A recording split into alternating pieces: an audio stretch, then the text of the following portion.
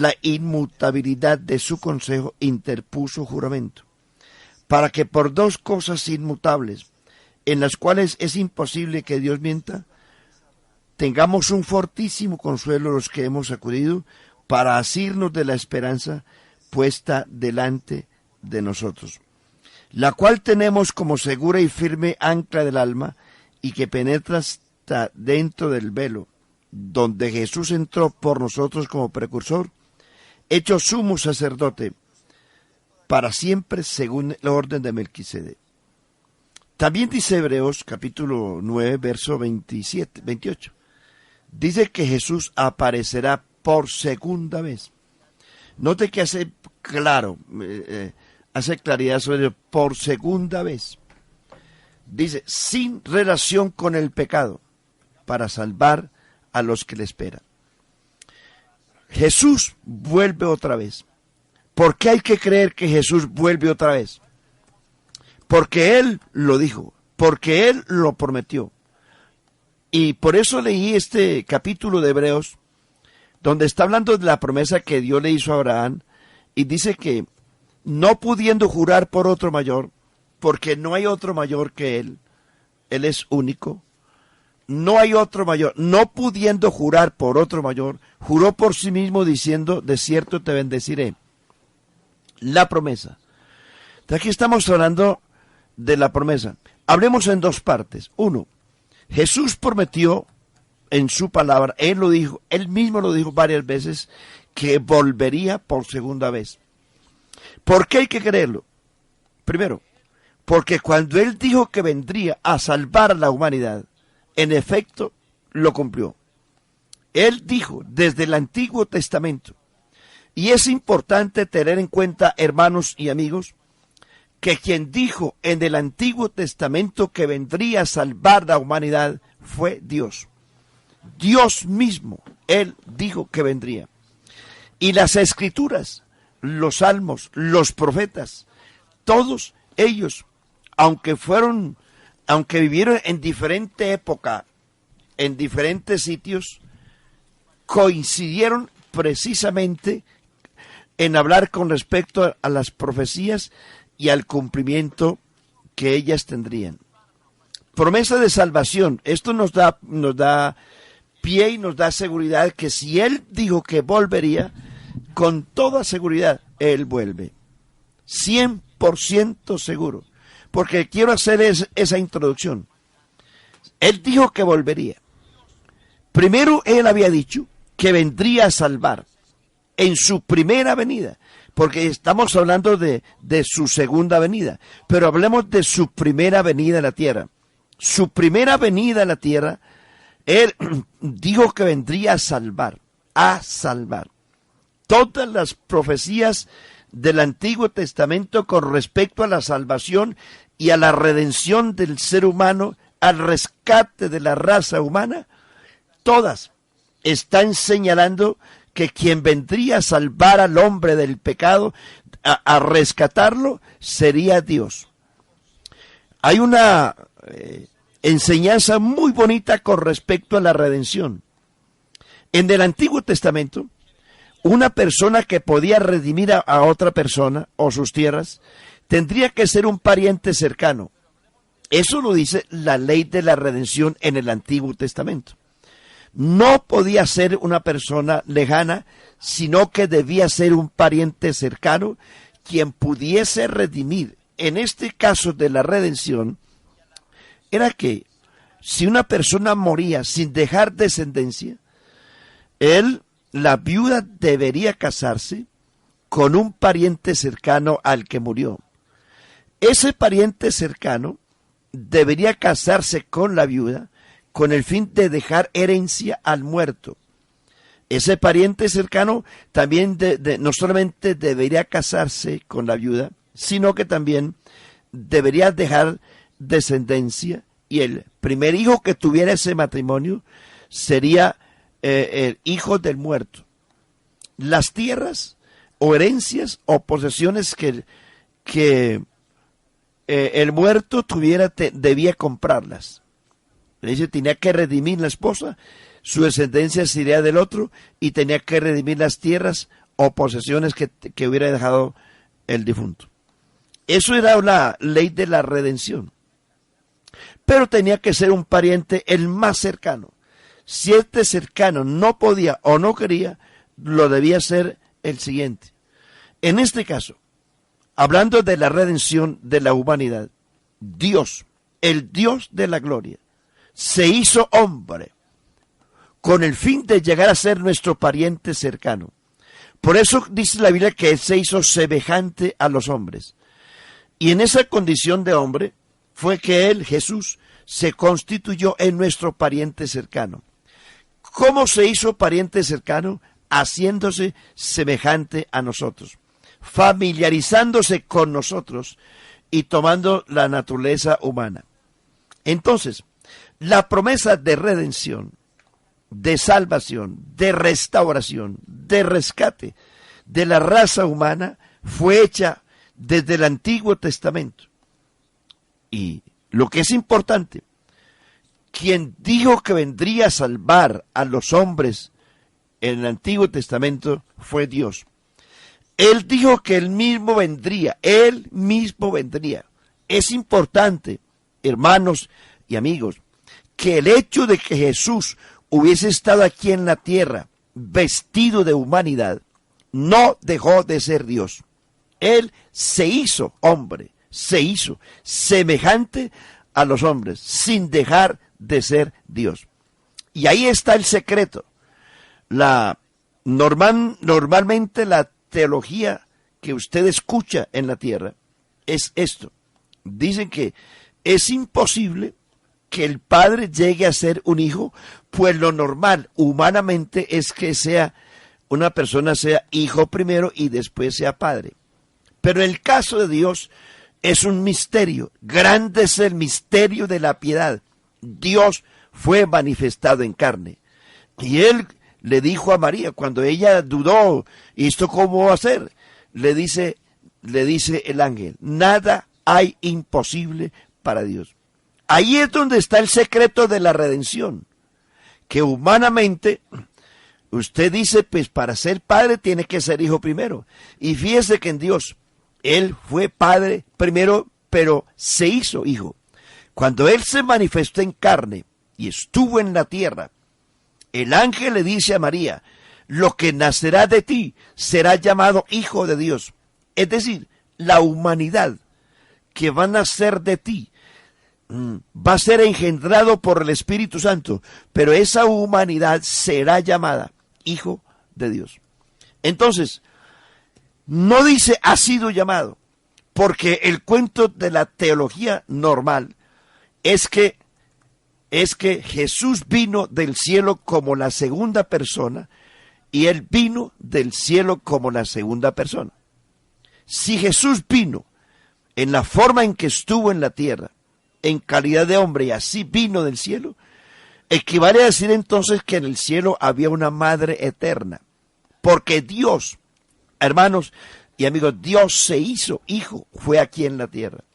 Aquí en la tierra. Él no vino como humano del cielo, Él vino a la tierra como Dios. Y en la tierra se manifestó en carne.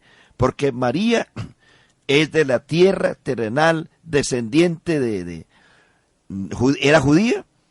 Si usted dice que Él vino del cielo en calidad de hijo, equivale a decir entonces que en el cielo habría una madre. Y eso no es posible. Mire lo que dicen las Escrituras hablando de la promesa, porque es bueno hacer esta introducción para saber y creer que si Jesús, el Dios de la gloria, prometió venir a salvar a la humanidad y en efecto se cumplió, entonces cuando hablamos de su segunda venida, quiere decir que es un hecho que también va a ocurrir y que es inminente. Dios dijo que vendría. En el Antiguo Testamento se habla del único Dios, único. Y ese único Dios dijo que vendría. Isaías capítulo 7, versículo 14.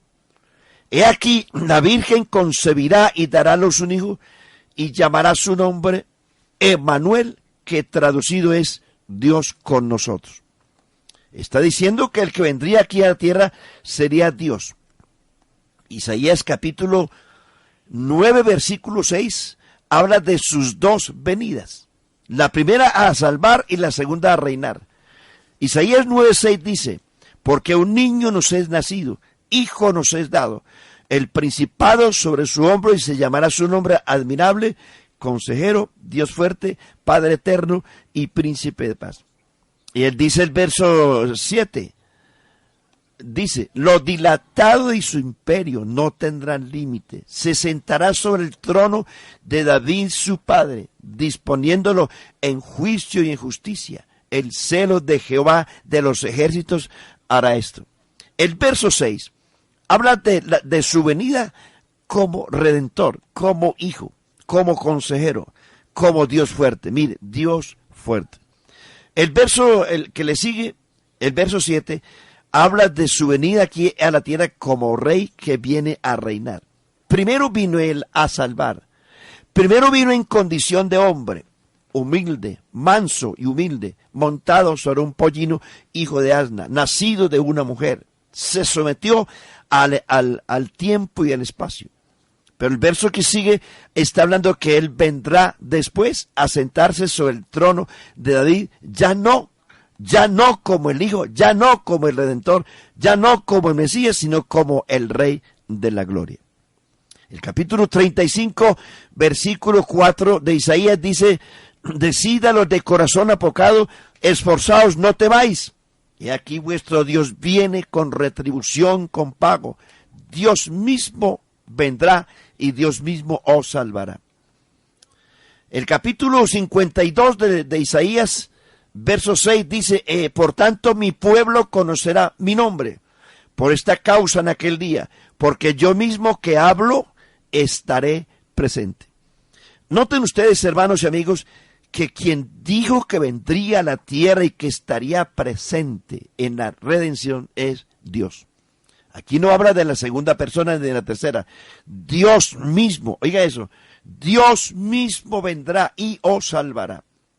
Zacarías capítulo 9, versículo 9 dice, decid a la hija de Sión, he aquí tu rey viene a ti, manso y humilde, montado sobre un pollino, hijo de asna.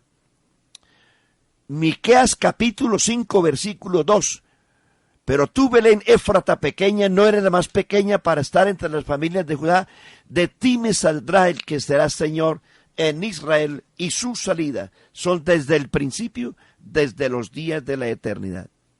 Es decir, está hablando de un ser que estaría en la tierra y que sus salidas son desde la eternidad.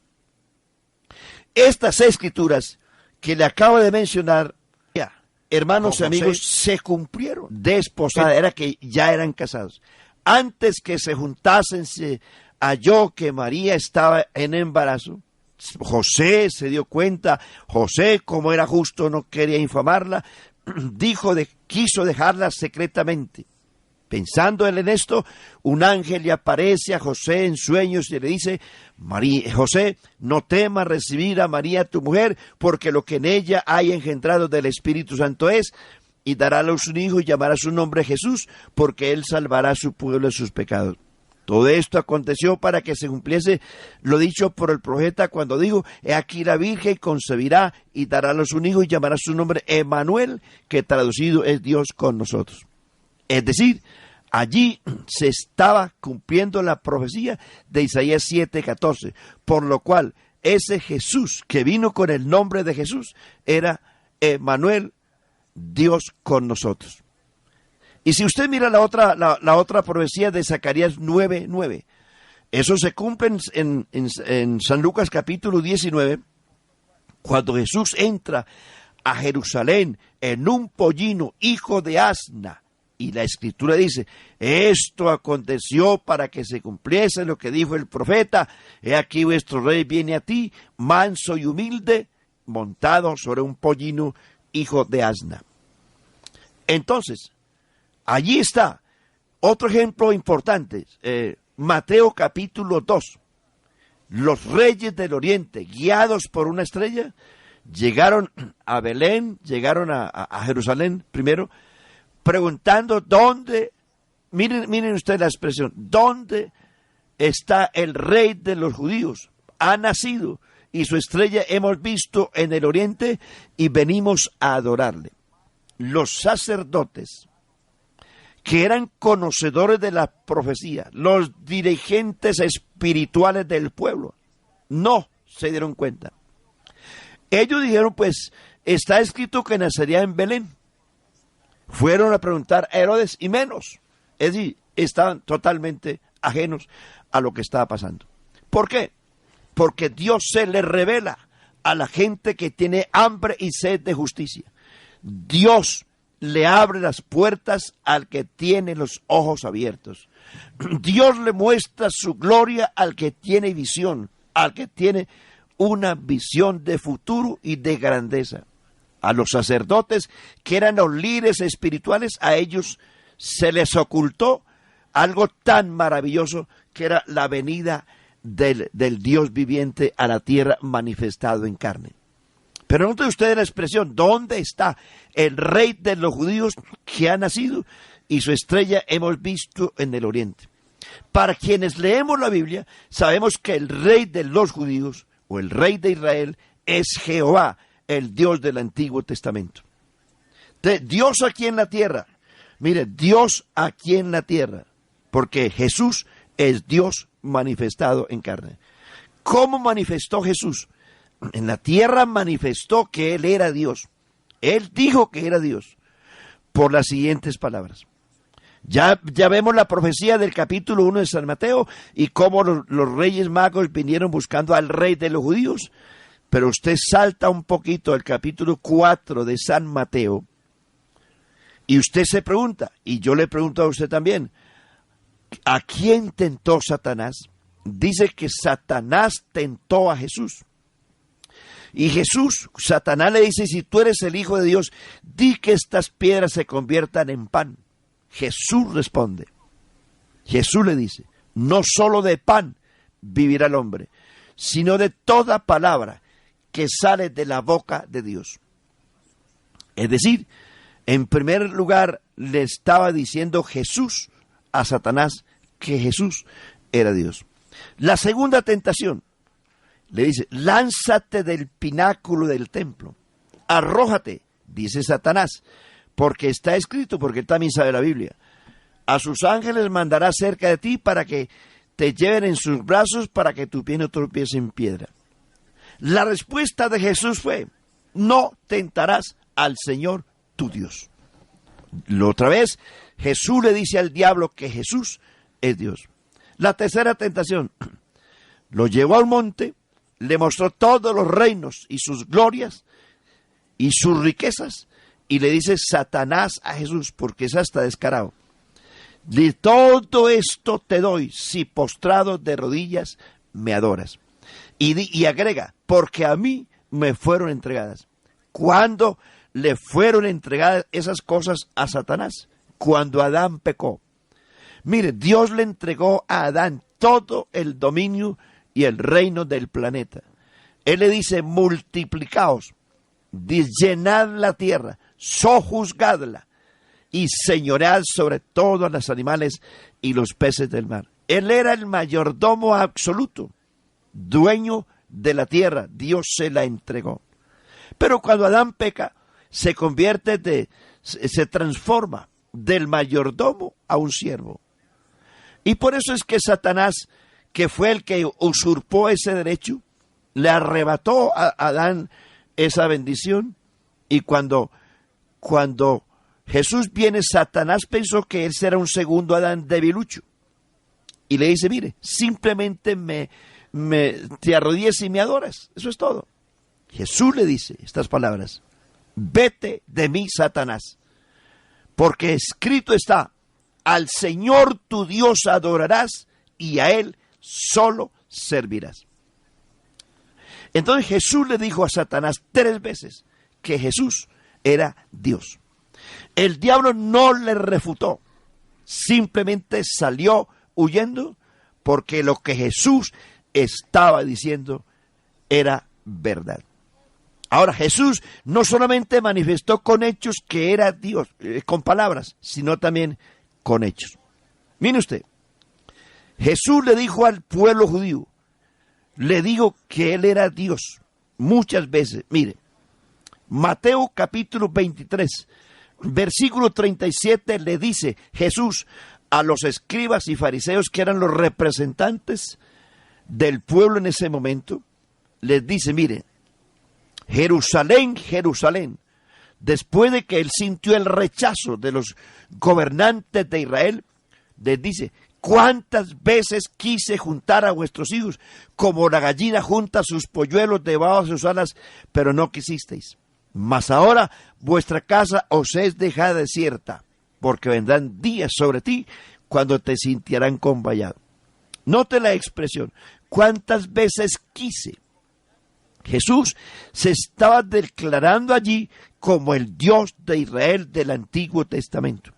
Fue Él, Dios, quien luchó, quien buscó a Israel, quien lo bendijo, lo protegió, lo salvó, lo redimió muchas veces, lo libró de las guerras. Él fue el vencedor de las guerras de Israel. Y Él dice, ¿cuántas veces quise juntar a vuestros hijos? Como la gallina junta sus polluelos. Está hablando con esas palabras que Él era el Dios del Antiguo Testamento. La palabra quise está hablando del pasado, del Dios del Antiguo Testamento. Jesús allí les estaba declarando a escribas y fariseos que Él era el Dios del Antiguo Testamento.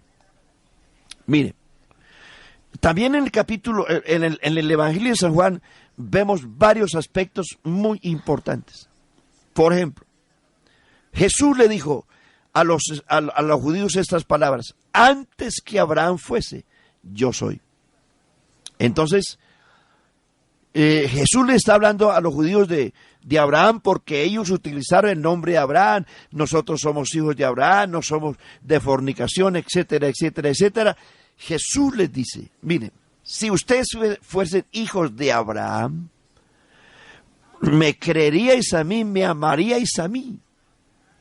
Porque Abraham, porque yo soy antes de Abraham. Le dice estas palabras: Abraham vuestros padres se gozó de que habría de ver mi día. Lo vio y se gozó. Es decir, Jesús les estaba diciendo, mire, Abraham vio mi día. Cuando Abraham ofreció a su hijo en el monte Moria, que fue sustituido por un carnero que apareció por allí enredado en una zarza. Entonces, ese fue el día en que Abraham vio su día. ¿Cuál día? El día de la redención.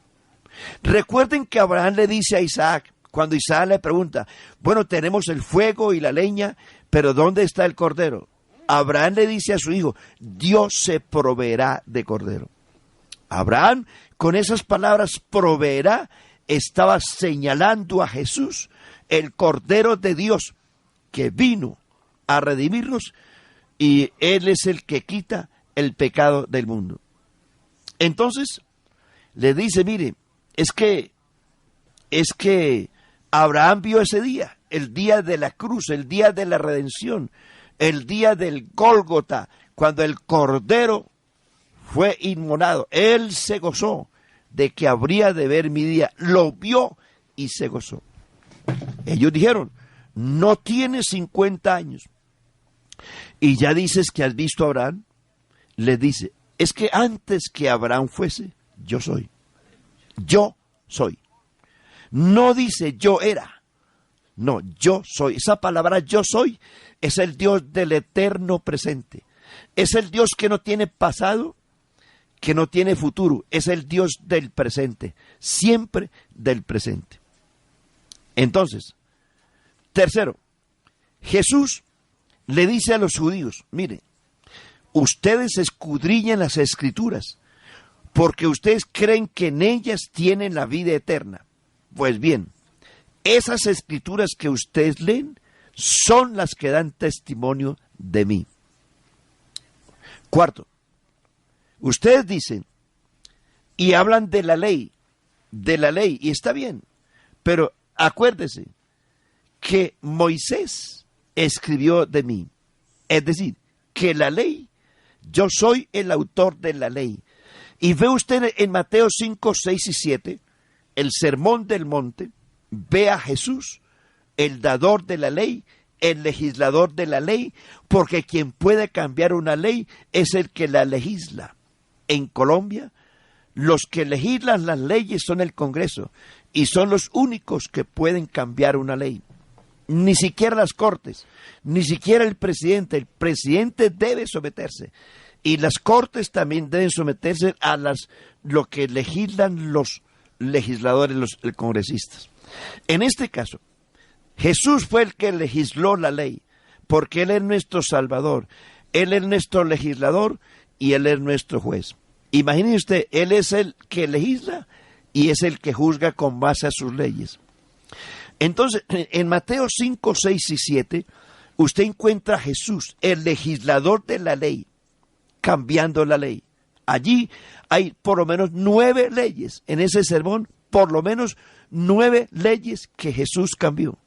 Y entre otras cosas dijo, ustedes, está hablando a los judíos, ustedes acuérdense de esto, le dice, oísteis que fue dicho a los profetas, a los antiguos, etcétera, etcétera, esto, aquello y lo otro, pero yo os digo, hermanos y amigos, ¿quién puede cambiar una ley? El que la legisla, nadie más. Entonces Jesús le dice, mire, si creyesen a Moisés, me creeríais a mí, porque de mí escribió Moisés. 5. Jesús le dijo a los judíos que Él era el Dios del Antiguo Testamento. San Juan capítulo 15 les dice, si yo no hubiese hecho obras entre vosotros, que ninguno otro ha hecho, no tendríais pecado. Mas ahora vuestro pecado permanece. ¿Por qué? Porque las obras, Salmo 103, versos 6 y 7 dice, sus caminos notificó a Moisés y a los hijos de Israel sus obras. Los caminos se refiere a la ley y las obras que Dios le mostró a Israel son todas aquellas que mostró en Egipto, en el Mar Rojo, en el desierto, en el Jordán, en la tierra prometida, etcétera, etcétera. Y les dice estas palabras, si yo no hubiese hecho obras entre vosotros que ninguno otro ha hecho, no tendréis pecado. Con eso Jesús le estaba diciendo a los judíos que Él era el Dios del Antiguo Testamento, que Él era el Dios que había hecho las obras con ellos en el Antiguo Testamento. 6. El apóstol Pablo en el capítulo 10 de Primera de Corintios habla de la salida de los hijos de Israel de Egipto. Y dice, todos en Moisés fueron bautizados en la nube y en el mar. Y todos bebían de la misma roca que los seguía. Y la roca era Cristo. Noten ustedes entonces que allí no aparece, hermanos y amigos, ninguna segunda persona. Aquí aparece el Dios del Antiguo Testamento, el que hizo obras, de quien escribió Moisés, el que es antes que Abraham, el que de quien pertenecen las Escrituras. Él está ratificando allí que es el Dios del Antiguo Testamento. Ahora, algo bien importante. En Isaías 61 habla de las dos venidas de Jesús. Por ejemplo, el Espíritu del Señor está sobre mí porque me ungió Jehová, me envió a predicar buenas nuevas a los abatidos, a vendar a los quebrantados de corazón, a publicar libertad a los cautivos y a los presos apertura de la cárcel, a proclamar el año de la buena voluntad de Jehová, y agrega, el día de venganza del Dios nuestro. Entonces, aquí habla de dos venidas. Uno, la primera es que vendría a soltar a los presos, a soltarlos, a proclamar el año de la buena voluntad de Jehová. Esa es la primera, que esa fue la que hizo en su primera venida. Y la segunda, y el día de venganza del Dios nuestro, esta es la que falta. Pero si usted se traslada a San Lucas capítulo 4, Jesús toma el rollo, va al templo, el ministro entrega el rollo a Jesús. Jesús lee la escritura de Isaías 61 también, y la lee y les dice: hoy se ha cumplido esta escritura delante de vosotros. Pero note usted que cuando Jesús toma el rollo, lee todo el texto, pero omite la palabra día de venganza. El Señor habló hasta los presos, para darle apertura a los presos y a proclamar el año de la voluntad de Jehová. Hasta ahí dejó Jesús. Él no omitió la palabra día de venganza del Dios nuestro. ¿Por qué?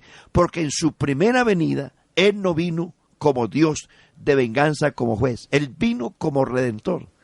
Y por eso es que Él vuelve, porque falta todavía el día de venganza. ¿Cuándo será? Él debe venir, porque hay una profecía aquí. Leíamos hace un momento de Isaías también, capítulo 9, versos 6 y 7. El verso 6 habla de su primera venida como hijo, como cordero, como Dios fuerte, y el verso 7 habla de su segunda venida como el Rey de la gloria.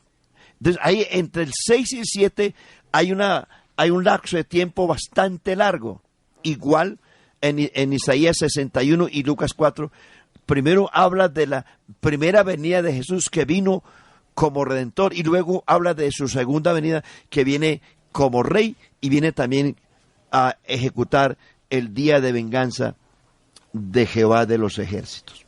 Entonces, aquí encontramos, hermanos y amigos, que Jesús es el cumplimiento de la profecía del Antiguo Testamento. Y le repito estas palabras: no fue la segunda persona. La Escritura dice que fue Dios el que prometió que vendría. Y el Nuevo Testamento dice que Jesús es Dios. Se declaró en lo que les he dicho muchas veces, que Él fue el Dios del Antiguo Testamento, el Dios que salvó a Israel, el Dios que estuvo con Israel. No es la segunda, es el mismo Dios verdadero y la vida.